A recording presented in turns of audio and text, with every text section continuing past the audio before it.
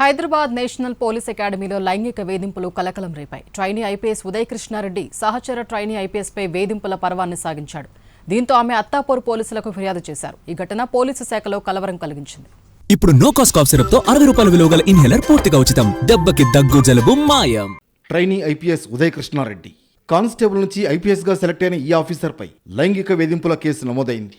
National police అకాడమీలో శిక్షణ పొందుతున్న ఉదయ్ కృష్ణారెడ్డి తనపై లైంగిక వేధింపులకు పాల్పడ్డాడని సహచర ట్రైనీ ఐపీఎస్ అత్తాపూర్ పోలీస్ స్టేషన్లో కేసు పెట్టింది.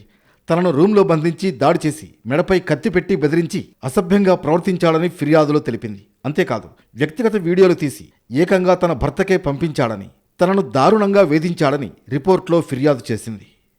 తమతో పాటే శిక్షణ పొందుతున్న ఓ ట్రైనీ ఐపీఎస్ ఆఫీసర్తో తన ప్రేమాయణం నడుస్తోందంటూ ఉదయ్ విష ప్రచారం చేశాడని బాధితురాలు వాపోయింది.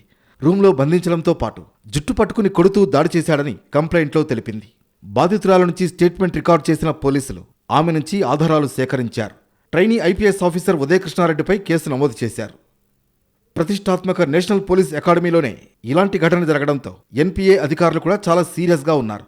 ఒకవైపు అత్తాపూర్ పోలీసులు దర్యాప్తు చేస్తుండగానే ఎన్పీఏ అధికారులు కూడా పూర్తి వివరాలు సేకరిస్తున్నారు.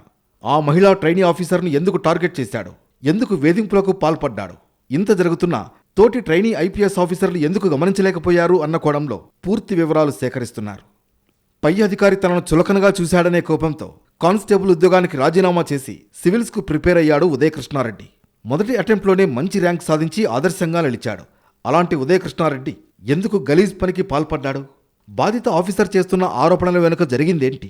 ఉదయ్ కృష్ణారెడ్డికి ఫిర్యాదు చేసిన మహిళా ఆఫీసర్కు ఏమైనా వ్యక్తిగత తగాదాలు ఉన్నాయా? వీళ్ల మధ్య పరిచయం ఎప్పటినుంచి ఉంది? వీటన్నింటికీ సంబంధించి పూర్తి వివరాలు సేకరిస్తున్నారు పోలీసులు.